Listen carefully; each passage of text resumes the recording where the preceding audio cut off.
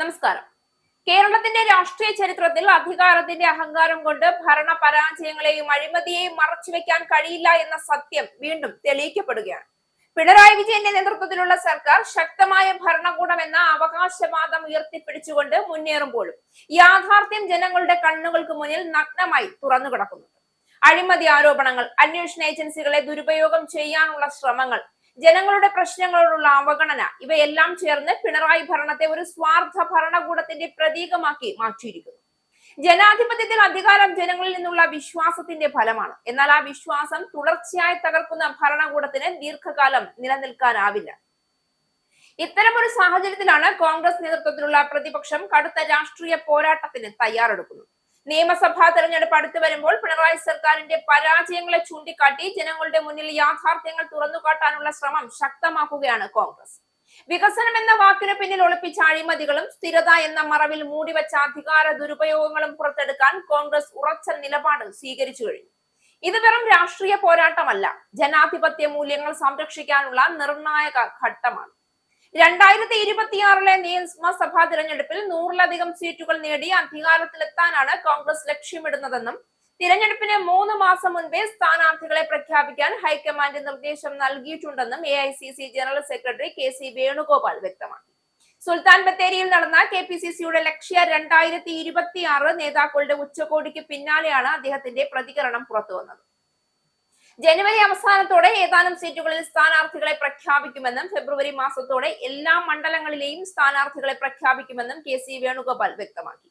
സ്ഥാനാർത്ഥി നിർണയ നടപടികൾക്ക് തുടക്കമിട്ടതായും മധുസൂദനൻ മിശ്രയുടെ അധ്യക്ഷതയിലുള്ള സ്ക്രീനിംഗ് കമ്മിറ്റി ഉടൻ കേരളത്തിലെത്തി പ്രാഥമിക ചർച്ചകൾ ആരംഭിക്കുമെന്നും അദ്ദേഹം കൂട്ടിച്ചേർത്തു.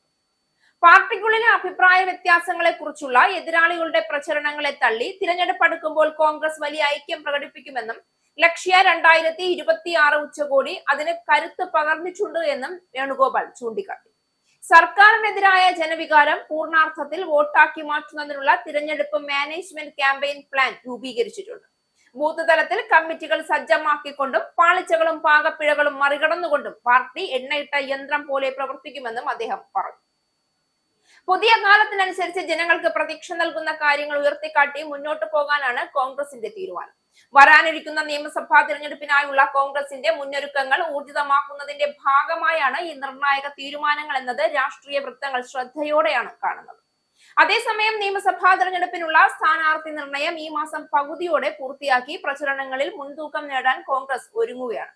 ഘടകകക്ഷികളുമായുള്ള സീറ്റ് വിഭജന ചർച്ചകൾ വേഗത്തിൽ തീർപ്പാക്കി ജനുവരി 15 ശേഷം സ്ഥാനാർത്ഥി പട്ടികയ്ക്ക് അന്തിമ രൂപം നൽകാനാണ് നീക്കം. കഴിഞ്ഞ തിരഞ്ഞെടുപ്പിലെ പ്രഖ്യാപന കാലതാമസം പ്രചരണത്തെ ബാധിച്ചുവെന്ന വിലയിരുത്തലിന്റെ അടിസ്ഥാനത്തിലാണ് ഇത്തവണ നേരത്തെ രംഗത്തിറങ്ങാൻ തീരുമാനിച്ചിരിക്കുന്നത്. UDFന്റെ കേരള ജാഥയ്ക്ക് മുൻപ് തീരുമാനമുണ്ടാകും. മിക്കവാറും എല്ലാ സീറ്റിംഗ് MLA-മാരും മത്സരിക്കുമെന്നാണ് റിപ്പോർട്ടുകൾ. മുതിർന്ന നേതാക്കളെ ജയസാധ്യത പരിഗണിച്ച് സ്ഥാനാർത്ഥികളാക്കും. പകുതി സീറ്റുകളിൽ യുവാക്കളെയും വനിതകളെയും ഉൾപ്പെടുത്തുക എന്ന രാഹുൽ ഗാന്ധിയുടെ നിർദ്ദേശം നടപ്പാക്കുന്നതിനൊപ്പം പുതുമുഖങ്ങൾക്ക് കൂടുതൽ പ്രാധാന്യം നൽകാനും കോൺഗ്രസ് ലക്ഷ്യമിടുന്നുണ്ട്. നിലവിലെ MLA-മാരിൽ ഭൂരിഭാഗം പേരും വീണ്ടും മത്സരിക്കുമെങ്കിലും പാലക്കാട് ഉൾപ്പെടെയുള്ള മണ്ഡലങ്ങളിൽ പുതിയ പകരക്കാരെ കണ്ടെത്തേണ്ടതുണ്ട്.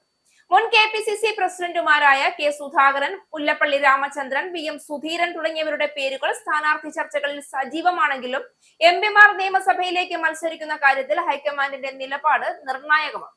അധികാരത്തിന്റെ കോട്ടയിൽ പിണറായി വിജയൻ സുരക്ഷിതനായി നിൽക്കുന്നു എന്ന ധാരണ പൊളിയാൻ സമയം അധികം ഇനി എടുക്കില്ല. ജനങ്ങളുടെ വിധി അവസാന വാക്കായിരിക്കും. അഴിമതിയുടെയും അഹങ്കാരത്തിന്റെയും മേൽ പടുത്തുയർത്തിയ ഭരണകൂടം നിലനിൽക്കില്ല എന്ന ചരിത്ര സത്യം വീണ്ടും കേരളത്തിൽ എഴുതപ്പെടാൻ പോകും. ഈ തിരഞ്ഞെടുപ്പ് വെറും ഭരണകൂട മാറ്റമല്ല, അത് ഉത്തരവാദിത്തമുള്ള സുതാര്യമായ ജനകീയമായ ഭരണത്തിനായുള്ള ശക്തമായ ജനവിധിയായിരിക്കും.